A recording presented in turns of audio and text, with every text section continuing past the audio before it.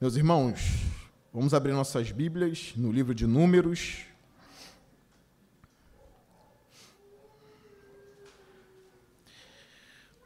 Todo domingo à noite estou pregando nesse livro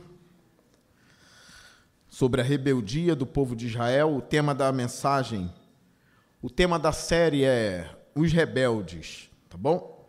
O tema de hoje é Os Rebeldes. A vara de Arão floresce. É o tema da aula de hoje. Ou melhor, os rebeldes. Porque a vara de Arão floresceu. Muita gente não sabe o porquê isso aconteceu. Nós vamos saber hoje porque a vara de Arão floresceu. Números 17.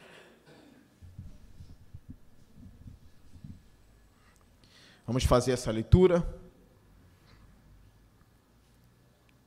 Capítulo 17 de Números.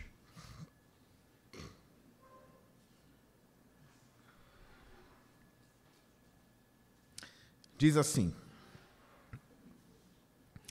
O Senhor disse a Moisés: peça aos israelitas que tragam 12 varas, uma de cada líder das tribos.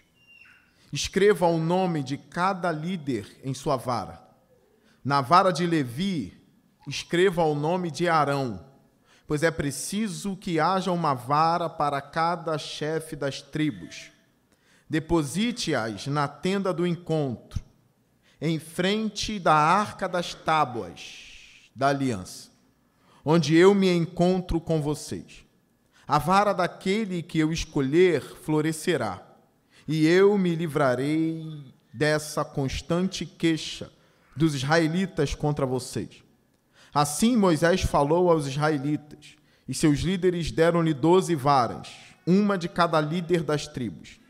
E a vara de Arão estava entre elas. Moisés depositou as varas perante o Senhor na tenda que guarda as tábuas da aliança. No dia seguinte, Moisés entrou na tenda e viu que a vara de Arão, que representava a tribo de Levi, tinha brotado, produzindo botões e flores, além de amêndoas maduras. Então Moisés retirou todas as varas da presença do Senhor e as levou a todos os israelitas. Eles viram as varas e cada líder pegou a sua. O Senhor disse a Moisés: ponha de volta a vara de Arão em frente da arca das tábuas da aliança, para ser guardada como uma advertência para os rebeldes. Isso porá fim à queixa deles contra mim, para que não morram. Moisés fez conforme o Senhor lhe havia ordenado. Os israelitas disseram a Moisés: nós morreremos, estamos perdidos, estamos todos perdidos. Todo aquele que se aproximar do santuário do Senhor morrerá. Será que todos nós vamos morrer? Só até aqui. Curve sua cabeça mais uma vez.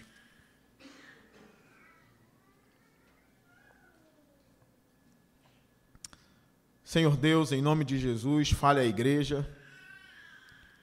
Queremos ouvir a Tua voz, a Tua palavra. Limpa os nossos corações de toda a rebeldia, de toda amargura, de todo veneno. Faz brotar em nossos corações a humildade, a paciência, a mansidão, o domínio próprio. Que a gente nunca venha murmurar contra Ti, nem blasfemar contra Ti, Senhor. Feche as nossas bocas, se possível, Senhor, mas não nos deixe se voltar contra Ti como rebeldes. É a minha oração para a minha vida e para a vida da igreja, em nome de Jesus. Amém. Irmãos, como eu disse semana passada, ocorreram sucessivas murmurações aqui contra Deus no livro de Números. Blasfêmias, queixas, murmurações no meio do povo de Israel uma seção de rebeldias.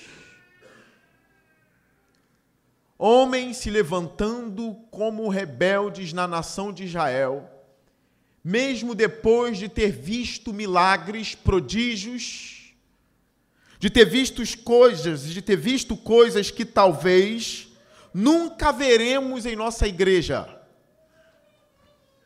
Eles viram o mar abrindo, viram o maná vindo do céu, viram uma coluna de fogo à noite aquecendo eles do frio, uma nuvem que protegia eles de dia do calor do sol. Esses homens eram abençoados, mas eram rebeldes. Aprendemos no livro de Números que é possível ser abençoado e responder com rebeldia a Deus. É possível estar rodeados de bênção e não enxergar as bênçãos. É possível passar pelo deserto e não perceber os milagres do deserto, mas só perceber as tribulações do deserto e então isso acabar gerando ou culminando em rebeldia. Nós vimos aqui que a última rebeldia antes do que eu li nessa noite foi a rebeldia de Corá, Datã e Abirão. Corá, um dos líderes dessa rebeldia.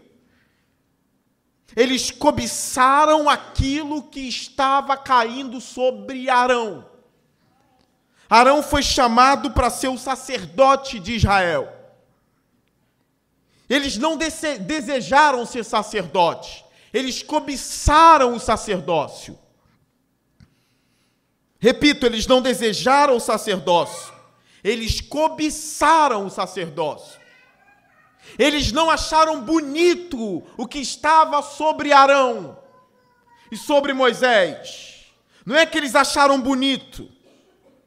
Eles queriam tomar para si o sacerdócio. Essa liderança espiritual, Corá cobiçou e quis aquilo ao ponto de enfrentar Moisés e Arão. A Bíblia diz que eles corromperam mais 250 líderes em Israel. Esses rebeldes aqui não é como um garoto adolescente de 13 anos. Esses rebeldes aqui têm persuasão. Eles sabem convencer. Eles sabem enfrentar os líderes. Eles têm as palavras certas. Eles têm meias verdades. Como eu já ensinei para a igreja aqui, agora aplicando na vida de hereges, eu já ensinei isso para a igreja. Herege não é um homem burro. Herege de verdade é muito inteligente.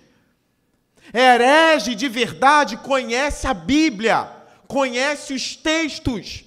Herege de verdade tem uma boa oratória, ele sabe convencer. Ou você acha que Marcião, no início da igreja, não era um homem com persuasão? Marcião defendia que o Deus do Antigo Testamento era um Deus maligno e o Deus do Novo era um Deus bom. Ele tirou, inclusive, alguns livros até do Novo Testamento. Um ato de rebeldia. Você acha que Ário era um homem sem persuasão ou sem eloquência? Daí surgiu o arianismo. Ário defendia que Jesus não era eterno como Pai, mas que ele foi criado em algum momento da eternidade, colocando Jesus como uma criatura e não como Senhor. Você acha que isso aí não corrompeu o coração de muitos? Que se voltaram contra a igreja? Contra os pregadores verdadeiros? A heresia tem poder. Por isso, provavelmente, o seu vizinho não é um herege na categoria desses homens. Herege é um intelectual. Herege é um homem estudado, letrado, conhece até as línguas originais. É por isso que a igreja precisa dar valor aos mestres. É por isso que o povo de Israel precisaria aqui, ou na verdade precisava apoiar Moisés e Arão. A igreja precisa honrar os mestres. precisa honrar os seus bispos, os seus pastores, prover tudo para que eles tenham autoridade, conhecimento e o mesmo nível intelectual dos hereges, para que a igreja possa ser defendida, a palavra possa ser defendida contra esses homens. Então, da mesma forma como Corá se levanta, e ele, Datã e Abirão, usam de meias verdades contra Moisés, nós vemos isso quando ele diz, no versículo 3 do capítulo 16 de Números, eles se ajuntaram contra Moisés e Arão e lhes disseram, basta. Vocês lembram disso? Olha a meia-verdade aqui.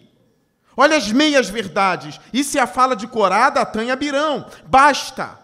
A assembleia toda é santa. Estão certos aqui. Eles vêm com bons argumentos, tá? O argumento está perfeito. Basta, a assembleia toda é santa. Até aqui está perfeito. Cada um deles é santo, é o povo de Deus, isso. E o Senhor está no meio deles. Também é verdadeiro. Eles continuam, então por que vocês se colocam acima da assembleia do Senhor? Aqui está a mentira. Moisés e Arão não se colocaram acima dos homens. O que eu defendi aqui é que Moisés não se escolheu, nem Arão se escolheu. Deus escolheu Moisés, Deus escolheu Arão, Deus estabeleceu eles como líderes. Então Corá, Datã e Abirão não estão apenas contra Moisés e Arão, eles estão contra Deus. A Bíblia fala que Moisés se prostra com o rosto em terra. Nós sabemos que quando ele faz isso, ou ele vai interceder, ou ele sabe que o juízo de Deus está vindo por causa da rebeldia. Nós vimos aqui o desafio. Moisés diz, olha, aquele que morrer, se esses homens morrerem de morte natural, é porque eu não sou o líder verdadeiro. Foi mais ou menos assim o desafio. A terra se abriu, engoliu Corá, Datã e Abirão, e Deus mostrou quem era o líder. Moisés providenciou 250 incensários para eles. Isso significa que era o sacerdócio que estava sendo concorrido. Eles pegaram o incensário e depois os 250 morreram através do fogo. O sacerdócio é algo muito sério. Agora chegou a hora de Deus mostrar de forma clara quem é o homem que ele escolheu para ser o sacerdote ou o sumo sacerdote da nação. Se você olhar para a sua Bíblia no capítulo 16, no versículo 42, mesmo depois da terra engolir esses homens, e aqui eu defendo, é difícil converter o rebelde. Ele vê a terra engolindo os caras, ele vê o juízo de Deus, mas é difícil converter gente rebelde. Ao invés do temor de Deus vir sobre o povo se humilhar e orar e buscar a Deus, olha o que eles fazem, olha o versículo 42. Quando, porém, a comunidade se ajuntou contra Moisés e contra Arão, e eles se voltaram para a tenda do encontro, repentinamente a nuvem a cobriu e a glória do Senhor apareceu. Eles se voltaram de novo contra eles. Na verdade, eu queria frisar o versículo 41. No dia seguinte, toda a comunidade de Israel começou a queixar-se contra Moisés e Arão, dizendo, vocês mataram o povo de Deus. Quando, na verdade, foi a rebeldia deles que matou o povo, que matou os rebeldes. Agora, eles mais uma vez se voltam contra Arão. Quem vai interceder por eles agora? Deus começa a estabelecer o ministério de Arão em Israel. Olha o versículo 43. Então Moisés e Arão foram para a frente da tenda do encontro. E o Senhor disse a Moisés, saia do meio dessa comunidade para que eu acabe com eles imediatamente. Olha a ira de Deus como se acende contra rebeldes. É por isso que eu tenho pregado isso aqui. Não é para promover crentes rebeldes. Eu tenho pregado isso aqui para promover crentes humildes, que se sujeitam a Deus, a palavra de Deus, se sujeitam aos líderes. Mas é difícil convencer o rebelde. É difícil alguém abandonar o orgulho, a soberba e se voltar para Deus com humildade. Se voltar para a igreja com humildade. Se submeter aos seus líderes que Deus estabeleceu na igreja. Isso requer muita humildade.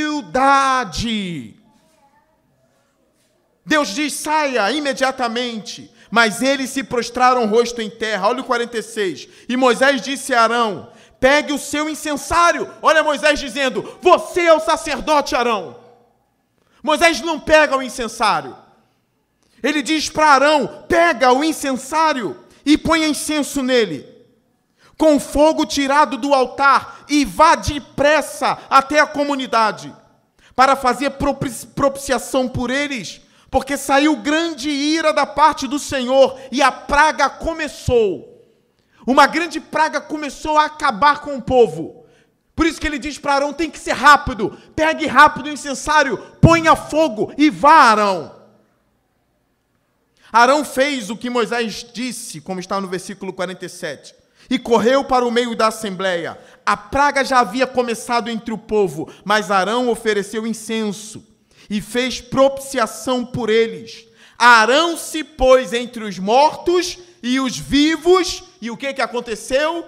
A praga cessou. Olha Deus mostrando aí, esse é o homem que eu escolhi.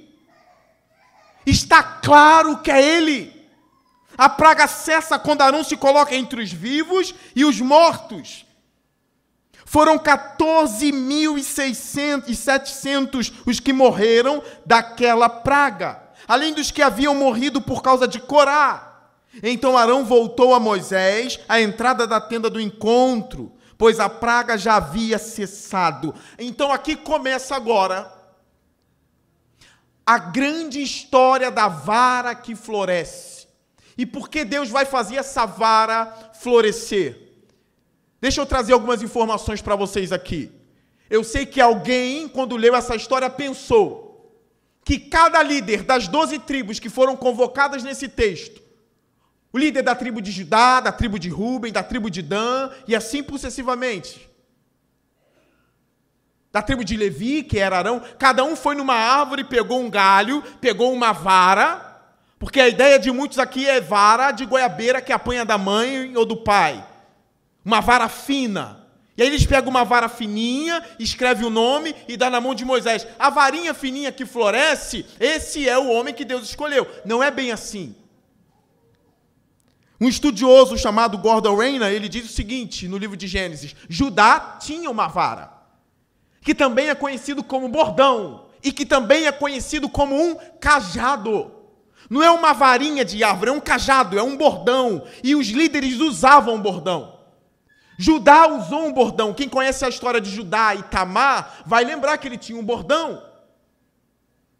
Então cada um reconheceria o seu próprio bordão. Não é algo que daria para ser manipulado como uma varinha que Moisés pega já florida e põe no meio. Não, é um bordão conhecido do líder de Israel. Arão pega o dele e dá para Moisés.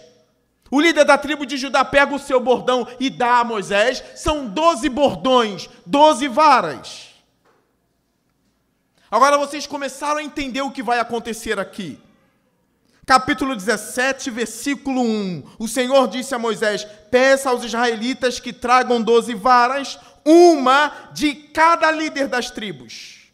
Se são 12 varas, então são os 12 líderes das 12 tribos de Israel. Escreva o nome de cada líder em sua vara. Na vara de Levi, escreva o nome de Arão, pois é preciso que haja uma vara para cada chefe das tribos. Deposite-as na tenda do encontro, em frente da arca das tábuas da aliança, onde eu me encontro com vocês.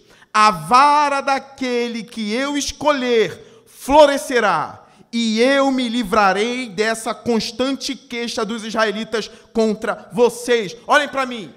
Deus vai resolver o problema das queixas de Israel assim, deixando muito claro quem é o homem que ele quer como sacerdote, deixando muito claro quem é o homem que vai entrar no Santo dos Santos, deixando muito claro quem é o homem que vai fazer propiciação pelos seus próprios pecados e pelo pecado de todo Israel. Olha o que Deus está fazendo aqui. Ao invés de ter queixa, nós vamos aprender no capítulo 18 que o povo teme e agora o povo passa a pagar pelo sustento de Arão. O medo caiu sobre o povo.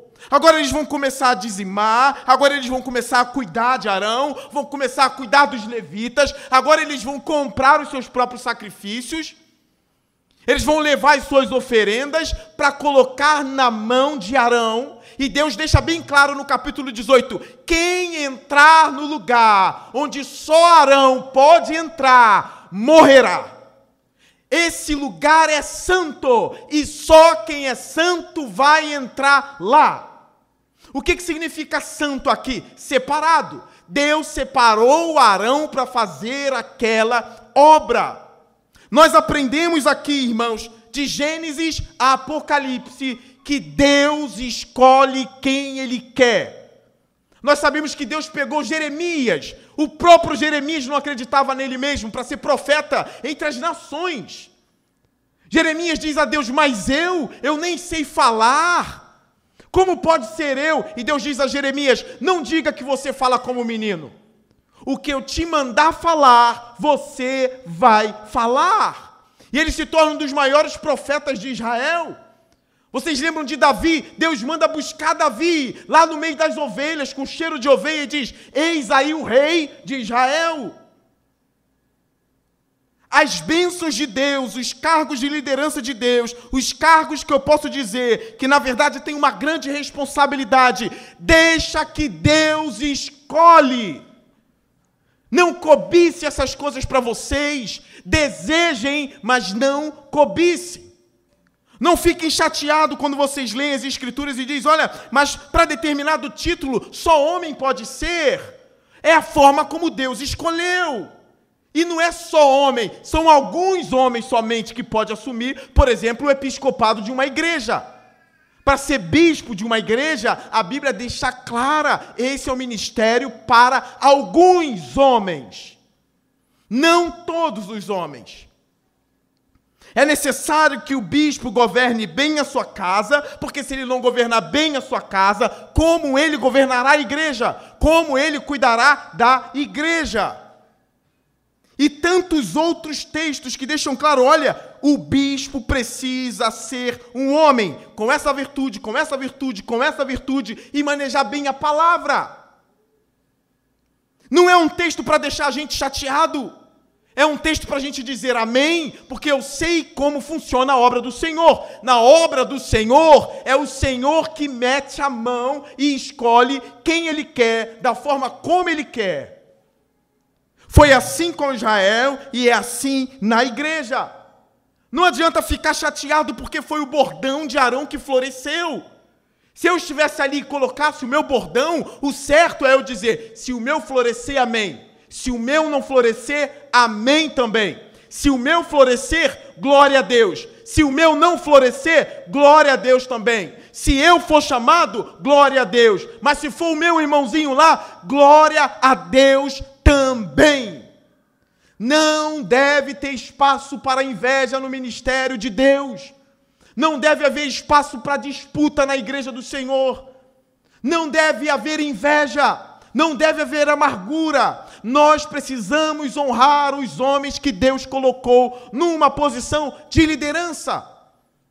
Isso é humildade. Isso é confiar nos desígnios do Senhor. Isso é confiar no cabeça da igreja que faz como Ele quer. Então esse é o desafio. A vara daquele que eu escolher florescerá. E eu me livrarei de constante queixa. Vai ficar claro. Não tem mais desculpa. Acompanhe o versículo 6 comigo. Assim Moisés falou aos israelitas, e seus líderes deram-lhe 12 varas, uma de cada líder das tribos. E a vara de Arão estava entre elas. Arão pertencia à tribo de Levi, tá bom? Ele representava a tribo de Levi, e a vara dele estava entre elas. Ele estava concorrendo o cargo de sacerdote. Mas Deus vai escolher. Cargo de sacerdote em Israel não se pedia. Grava isso. Cargo de rei de Israel não se pedia. Cargo de juiz de Israel não se pedia. Cargo de profeta, vamos colocar assim, não se pedia aos homens. Isso é uma escolha divina. Não é o mais forte, não é o melhor, é quem ele quer capacitar para isso. Olha para Pedro, olha para João, olha para os apóstolos. E Paulo diz, de última hora ele escolheu a mim. Um fariseu perseguidor da igreja nunca seria escolhido por Pedro. Eu não escolheria Paulo por nada. Paulo, você vem, mas ficará no mínimo 30 anos na igreja para ver se tu é realmente o cabra bom. Mas Deus disse a Ananias, Ananias, esse homem é escolhido meu. É um instrumento que eu vou usar em toda a terra para sofrer pelo meu nome. Ananias foi lá, colocou as mãos sobre Saulo. Ele voltou a enxergar e a Bíblia fala que ele foi cheio do Espírito Santo. E ele passou a servir a igreja ao ponto de se tornar o maior dos apóstolos. Ele diz, Deus me escolheu no ventre da minha mãe. Ele não usurpou o cargo. Deus o escolheu. Versículo 8. No dia seguinte, Moisés entrou na tenda e viu que a vara de Arão, que representava a tribo de Levi, tinha brotado, produzindo botões e flores. Olha isso. Além de amêndoas maduras. Irmãos, estamos diante de um milagre. Eu nunca vi cajado dar fruto. Não tem raiz, é um cajado, fica na mão do homem. É um bordão. Como pode isso florescer? As provas aqui são indiscutíveis. A vara de Arão floresceu. Ela produziu botões, ela produziu flores, além de amêndoas maduras. Quanto tempo leva para amadurecer um fruto? E um dia, jamais, isso foi um milagre. A vara dele estava frondosa, cheia de frutos. Alguns estudiosos diziam assim, por que foi amêndoas maduras? E eles defendem, olha, a planta da amêndoa era a primeira a dar flor naquela região. Isso provavelmente apontava para a primazia de Arão. Se é a primeira que dá flor, é a planta da amêndoa, é a amendoeira, então isso comprova que Arão tem a primazia, assim como a amendoeira. John Alton defende isso também, um grande estudioso do Antigo Testamento. É por isso que aparecem amêndoas maduras ali. Estamos diante de um milagre pouco falado na igreja. Eu ficaria assustado se eu visse um bordão com amêndoas maduras e floridas. Agora só o diabo mesmo para se rebelar contra isso aqui, né? Para olhar e dizer, mesmo assim não estou convencido, o sacerdote sou eu. O orgulho é capaz de fazer cada coisa, irmão. Às vezes pode estar tão evidente que é aquela pessoa, mas o seu orgulho é tão grande, que se possível for, você mata aquela pessoa, para que você tenha o cargo dela. Se possível for, você manipula, troca os bordões, apaga o nome, risca.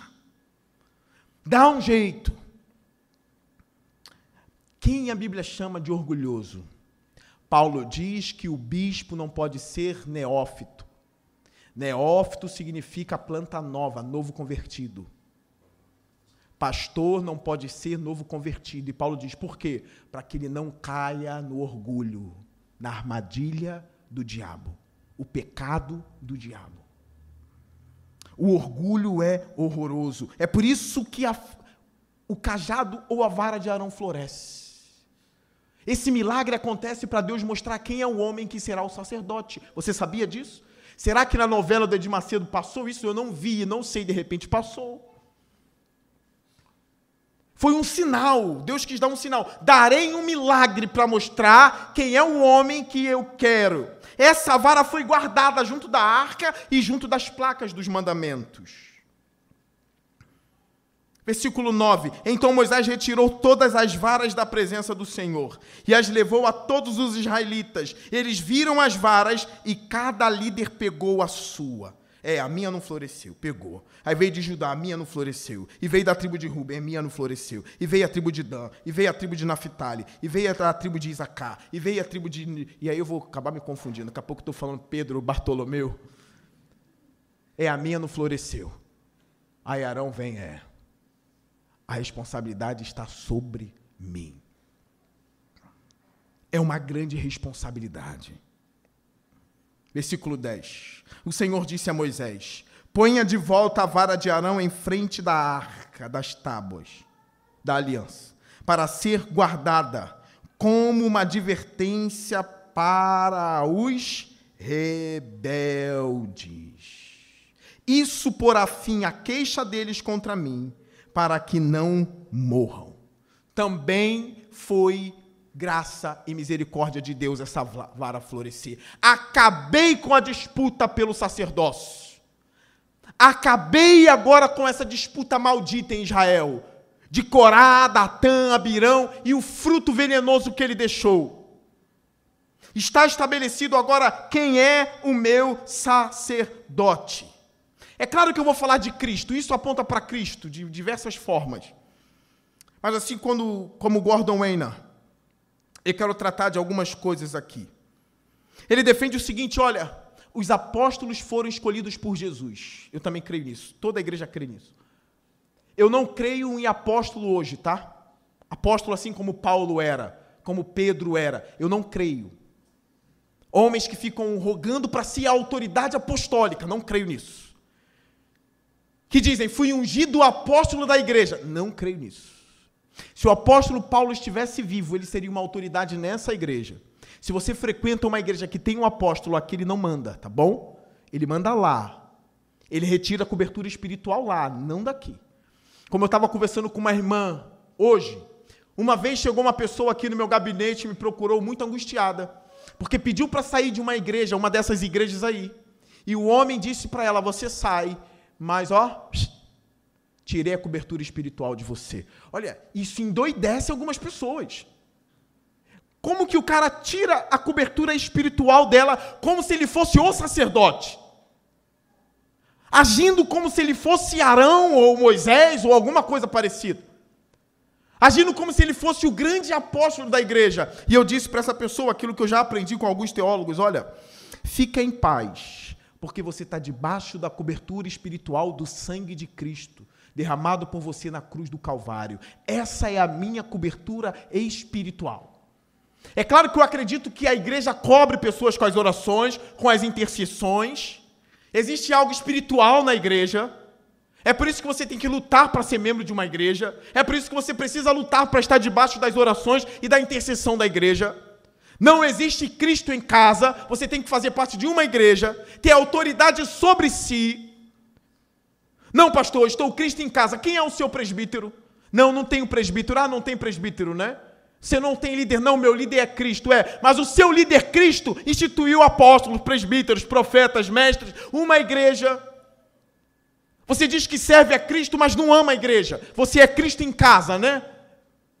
O livro de Hebreus diz, não deixem de congregar. Congreguem, estejam juntos.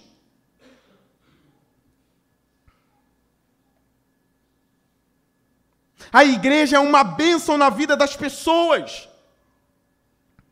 Ainda mais quando é um lugar que você vai e a palavra é pregada, você conhece mais, você é edificado e você sai daqui diferente. É muito bom quando a palavra está sendo a autoridade da igreja. A palavra está sendo a autoridade no culto, ela começa a moldar a pessoa. Jesus fala, olha, santifica-os na tua verdade, a tua palavra é a verdade.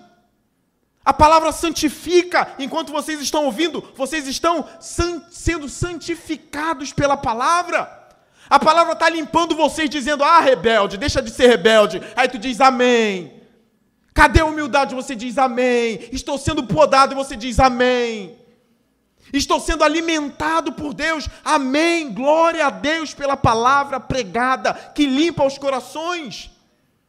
Quando Jesus estava expondo as Escrituras aos discípulos indo embora para Emaús, porque achou que Jesus tinha morrido e não ressuscitado mais, ele aparece, a Bíblia fala que ele estava expondo as Escrituras para aqueles homens.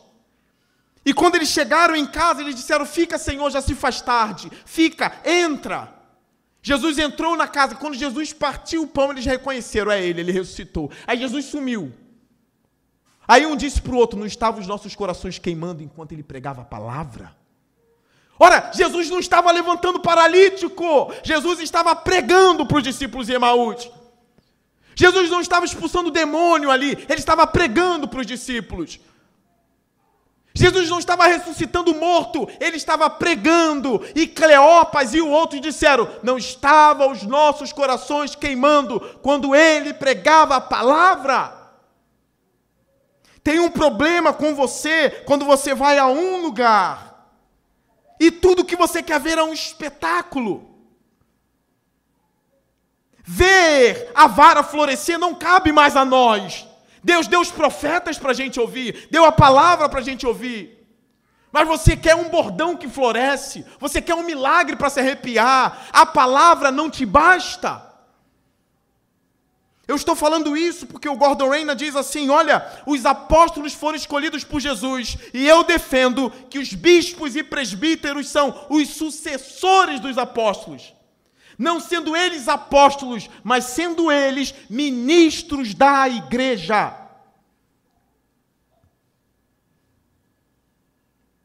Jesus escolheu os apóstolos e o Espírito Santo escolhe os bispos.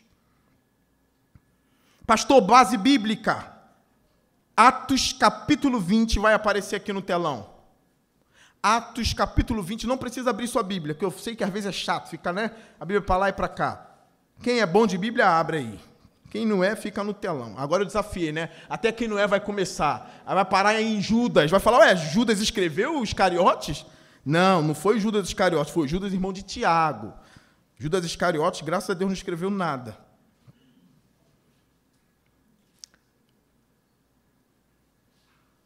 Olha o versículo 26, Atos 20, 26, diz assim, portanto, olha para o telão, não dá mais para folhear a Bíblia, olha para o telão, portanto, eu lhes declaro hoje que estou inocente do sangue de todos, pois não deixei de proclamar-lhes toda a vontade de Deus. Cuidem de vocês mesmos e de todo o rebanho, sobre o qual o Espírito Santo os colocou como bispos, para pastorearem a igreja de Deus. Quem colocou os bispos na igreja? Quem levantou os pastores na igreja? Foi a gente na assembleia, pastor. Tudo bem, mas quem foi que influenciou vocês? Quem foi que colocou e nomeou eles de antemão? Foi o Espírito Santo. A vara não floresce mais, mas o Espírito atua na igreja, escolhe, e coloca, e tira, e bota. Os pastores precisam ser honrados, respeitados, e eles são autoridades na igreja, se eles têm o respaldo da Bíblia. Pastor sem Bíblia não tem autoridade. A autoridade dele é a palavra de Deus.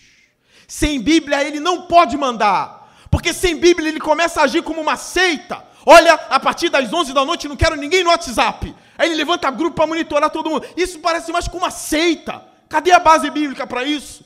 Monitorar as pessoas. Olha, repara, vê se ela foi para o cinema a tal hora.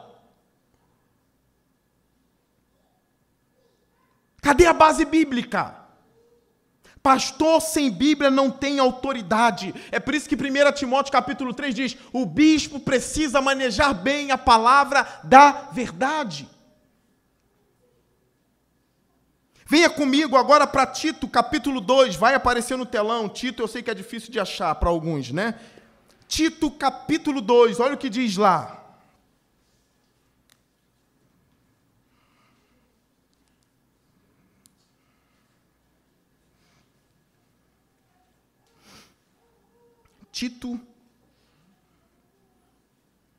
capítulo 1, versículo 5, mas nós vamos ler até o capítulo 2, 1 ao 6. 1, 5. Olha o que está escrito, olha no telão e acompanhem com toda a devoção. Eu tenho uma boa notícia, é 8h25 ainda. Tem igreja que o Ministério do Louvor está tocando ainda. A pregação vai começar às 9. Então dê glória a Deus, fica aí. É bom estar na igreja junto do calor do irmão aí. Parece que está numa conferência, tá? Mas isso aqui é o culto ao Senhor, você tem que estar aqui mesmo. Olha o versículo 5 do capítulo 1 de Tito. A razão de tê-lo deixado em Creta, Tito, ele está falando para Tito, para que você pusesse em ordem o que ainda faltava e constituísse presbíteros em cada cidade, como eu o instruí. É preciso que o presbítero seja irrepreensível, marido de uma só mulher, e tenha filhos crentes que não sejam acusados de libertinagens ou de insubmissão. Por ser encarregado da obra de Deus, é necessário que o bispo seja irrepreensível, não orgulhoso, não briguento, não apegado ao vinho, não violento, nem ávido por lucros desonestos. Ainda bem que isso não existe, né? Olha o 8. Ao contrário, é preciso que ele seja hospitaleiro, amigo do bem, sensato, justo, consagrado, tenha domínio próprio e apegue-se firmemente à mensagem fiel, da maneira como foi ensinada, para que seja capaz de encorajar os outros pela sã doutrina e de refutar os que se opõem a ela. Tem Corá no meio da igreja ainda hoje? Não na nossa, mas por aí tem. Quem é que vai calar os Corás, Datãs e Abirão por aí? São os bispos zelosos, capazes de ensinar a igreja e proteger a igreja das heresias. Pastor, mas se eu estou numa igreja e não tem pregação, não tem ensino, eu não ligo, desde que eu tenha um cargo para trabalhar, porque eu gosto de trabalhar, eu quero estar em ação, por mais que o pastor não pregue bem, por mais que não tenha ensino, se eu estou trabalhando, é naquela igreja que eu quero ficar. Não, você fica onde tem a palavra e trabalha se Deus quiser. Amém? É assim que funciona. Ah, mas lá eu sou mais ativa. Aqui parece que o Senhor está me deixando no banco estacionado para aprender um pouco mais. Eu não tenho o dom de aprender, pastor. Me dá uma liderança, me dá um cargo, me bota para trabalhar, porque eu não ligo para a palavra. Nunca a pessoa vai dizer isso cara a cara, mas no coração ela sabe disso. Ela não liga se a igreja tem a palavra ou não. Ela quer uma igreja ativa, ela quer trabalho. Graças a Deus aqui na igreja tem gente que trabalha muito, mas tem gente que ama. Essas pessoas amam a palavra. Estão sempre nos cultos de estudo bíblico, de escola dominical. Estão sempre amando a palavra sendo pregada. Então ele diz aqui para Tito, olha, levantam homens capazes de refutar os que se opõem. Olha o versículo 10. Pois há muitos insubordinados que não passam de faladores e enganadores, especialmente os do grupo da circuncisão. É necessário que eles sejam silenciados, pois estão arruinando famílias inteiras, ensinando coisas que não devem, e tudo por ganância. Um dos seus próprios profetas chegou a dizer: crentenses sempre mentirosos, feras malignas, glutões preguiçosos. Tal testemunho é verdadeiro, portanto, repreenda-os severamente. O bispo tem autoridade para repreender um opositor severamente, sim ou não? Está aqui, ó. Mas pastor, por que está sendo tão severo com ele? Quem viu foi eu. Deixa eu lidar, porque eu sei que Abirão está na igreja. Bispo é o supervisor da igreja. Deixa eu lidar. Existem pessoas que precisam ser silenciadas porque estão arruinando almas. Estão arruinando famílias inteiras.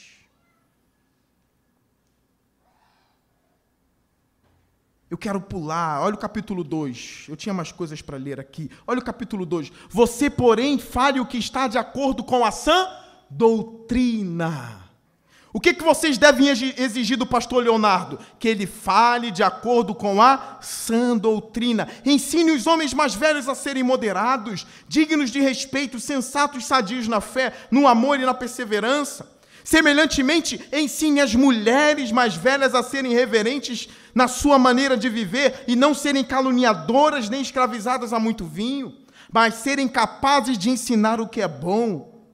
Assim poderão orientar as mulheres mais jovens a amarem seus maridos e a seus filhos, a serem prudentes e puras e estarem ocupadas em casa e a serem bondosas e sujeitas aos seus maridos, a fim de que a palavra de Deus não seja difamada. A última parte de Tito que eu quero ler. Da mesma maneira, encorajem os jovens a serem prudentes. Em tudo, seja você mesmo um exemplo para eles, fazendo boas obras. Em seu ensino, mostre integridade e seriedade.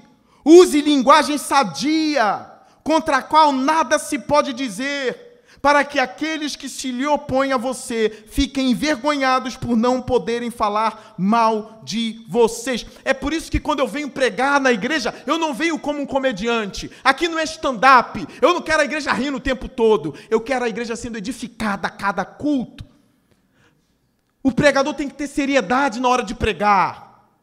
Pode ter um ou outro momento de descontração? Claro que pode, sem problema. Às vezes isso é uma tática para chamar mais atenção. Agora, comediante não é para estar no púlpito. Comediante tem que estar no circo. Uma vez um homem disse para a esposa, ele não gostava de igreja, não gostava de pastor, e ele foi no culto, e um pastor que é muito palhaço, que é um stand-up por aí, todo mundo ri com ele. Ele foi no culto, riu tanto que ele chegou para a esposa, desse pastor aí eu gostei. Mas ele não disse isso porque amava a palavra. Ele disse isso porque ele amava o circo. Ele disse isso porque ele amava gargalhar. E ele não foi para um culto. Ele foi para um stand-up, para um show de piadas. Por isso que ele gostou daquele culto. Agora leva ele para um culto sério, onde ele vai ser confrontado. Ele não quer voltar mais. Aprendam com os homens de números. Amem o que vem de Deus. Ame o que Moisés mandou. Isso falando para eles aqui, tá? Ame o fato de Arão ser sacerdote.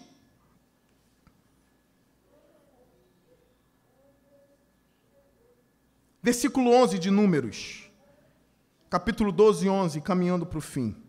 Moisés fez conforme o Senhor lhe havia ordenado. Ele guardou a vara de Arão, que é mais um cajado, tá, gente? Não é uma vara fininha, não, de goiaba, não, tá? De goiabeira, não é isso. Tira essa ideia de sua cabeça. Versículo 12, os israelitas disseram a Moisés, olha agora, hein, depois de ver o milagre, olha o que os rebeldes falaram, nós morreremos, estamos perdidos, estamos todos perdidos, olha isso, todo aquele que se aproximar do santuário do Senhor morrerá. Será que todos nós vamos morrer? Os rebeldes agora começam a ter medo. A gente desejou o que não deveria. Agora todos nós vamos morrer. Estamos perdidos. Ele escolheu Arão. Isso seria verdade se Arão não fosse um sacerdote fiel. Sabe para que Arão está estabelecido?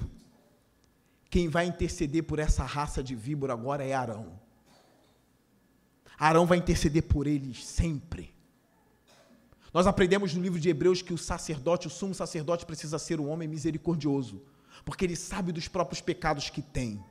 Então ele entra, faz propiciação pelo próprio pecado, ele lembra que ele é pecador, ele sabe o que é ser tentado. Arão sabe o que é ser tentado. Arão caiu com bezerro de ouro, vocês lembram? Arão sabe o que é ser rebelde. Arão se juntou com Miriam contra Moisés, lembram disso que eu preguei? Arão sabe o que é rebelde, e ele tem misericórdia agora dos homens que caem em pecado. Ele agora vai se colocar como aquele que vai interceder pelos pecadores, sabendo que ele já teve a misericórdia de Deus sobre ele. O sacerdote precisa ser alguém misericordioso.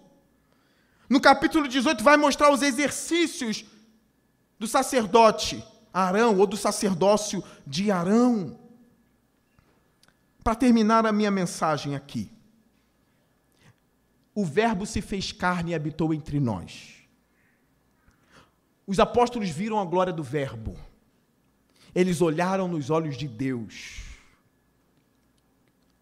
Deus se encarnou e se tornou o sumo sacerdote dos homens. Ele aplacou a ira divina. E na morte dele na cruz, o véu se rasgou de alto a baixo. Porque através dele agora todos os santos entram no Santo dos Santos. Todos agora podem entrar na presença de Deus. O santuário que Cristo está agora não é o tabernáculo de Moisés, é o santuário celestial, muito maior do que o da época de Moisés. Ele também se compadece, não porque ele pecou, mas porque ele foi tentado em tudo. Mas ele nunca pecou em nada. Mas ele é misericordioso. Eu lembro que ele diz para Pedro, Pedro, Satanás quis te peneirar como peneira o trigo. Mas eu intercedi por você, para que a sua fé não desfaleça, Pedro. Quando parece que a nossa fé está acabando ou está desfalecendo, a gente precisa lembrar: eu tenho um sacerdote na presença de Deus dizendo: ele não, Pai, guarda ele. E quem está debaixo da intercessão de Jesus Cristo nunca estará debaixo da opressão violenta do diabo. Porque Cristo intercede por ele. O diabo quis tirar a fé de Pedro, mas Jesus orou: não, a fé dele não. Chacoalha Pedro, chacoalha ele, mas a fé dele não. Depois que ele ressuscita, ele vai e busca Pedro. Pedro, tu me amas? E Pedro diz: eu te amo, Senhor, na terceira vez. O Senhor sabe todas as coisas e sabe que eu te amo. Jesus diz para Pedro: agora fica no banco 10 anos aí. Não, ele diz para Pedro: vai, apacenta os meus cordeirinhos, Pedro. Pode ir. Se tornou um dos maiores apóstolos. Muito mencionado no livro de Atos. Eu quero encerrar esse sermão no livro de Hebreus. É necessário ler Hebreus quando a gente está pregando em Números, Levítico. Eu quero ler com vocês Hebreus, capítulo 2, versículo 14 ao 18. E aqui eu encerro o sermão. Hebreus 2, 14. Arão não tomou o sacerdócio para si, irmãos. Deus escolheu Arão. Nós vemos Jesus também nunca querendo a glória para si, ele sempre dando a glória a Deus. Deus exaltou o nome dele acima de todo o nome. Olha o versículo 14 de Hebreus 2. Portanto, visto que os filhos são pessoas de carne e sangue, ele também participou dessa condição humana. Jesus participou dessa condição humana, para que por sua morte derrotasse aquele que tem o poder da morte, isto é, o diabo, e libertasse aqueles que durante toda a vida estiveram escravizados pelo medo da morte. Pois é claro que não é a anjos que ele ajuda. Sabiam disso? Jesus não ajuda anjos. Quem sabia disso? Jesus não ajuda anjos. Tá? Isso é claro na Bíblia. Pois é claro que não é a anjos que ele ajuda, mas aos descendentes de Abraão. Por essa razão, era necessário que ele se tornasse semelhante a seus irmãos em todos os aspectos, para se tornar sumo sacerdote misericordioso e fiel com relação a Deus, e fazer propiciação pelos pecados do povo. Porque, tendo em vista o que ele mesmo sofreu quando tentado, ele é capaz de socorrer aqueles que também estão sendo tentados. Leia Mateus 4 e você vai ver Jesus sendo tentado ao extremo. Você está sendo tentado hoje? A boa notícia: Arão não intercede mais por vocês. Arão não intercede mais pela gente. Você está sendo tentado? Está sendo tentado a desistir? Está sendo tentado a dar lugar para a rebeldia? Parece que o diabo está perto, está quase caindo. A Bíblia diz aqui: tendo em vista o que ele mesmo sofreu, quando tentado, olha agora, ele é capaz de socorrer aqueles que também estão sendo tentados. Ele não joga você fora, ele socorre você. Nós temos na igreja pessoas vivendo lutos aqui, que perderam entes queridos. Nós temos pessoas aqui enfrentando batalhas de fé. Nós temos pessoas aqui passando por vários tipos de provações e tentações. Nós temos pessoas aqui lutando contra o pecado e veio aqui hoje lutando contra o pecado. Jesus socorre você. Ele sabe o preço que Ele pagou e Ele sabe o que você está enfrentando. Ele é misericordioso. Ele estende as suas mãos nessa noite e diz: eu socorro você. Eu sei o que você está passando. Segura na minha mão e você terá um socorro abundante. Eu fico pensando, como pode alguém negar a ajuda de Jesus? Não faça isso essa noite. O sumo sacerdote está lá para isso, para nos socorrer no momento da tentação, para interceder quando a gente cair, para nos purificar com o seu próprio sangue de todo pecado. Converta-se hoje. Não abandone a Jesus. Não deixe a rebeldia entrar em seu coração e você pular fora. Mas, pastor, estou muito chateado com muita coisa. E Jesus não tem nada a ver com isso. Fica. Não abandone o barco. Mas o barco está balançando muito e vai pular no mar para morrer? Fica no barco balançando até ele parar.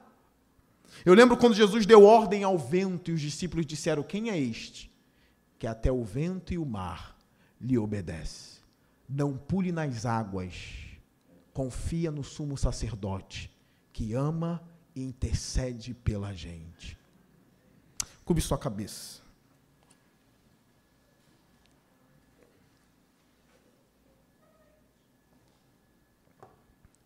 Senhor Deus e Pai, eu oro no nome de Jesus pelos meus irmãos. Eu não sou o sumo sacerdote deles, Senhor.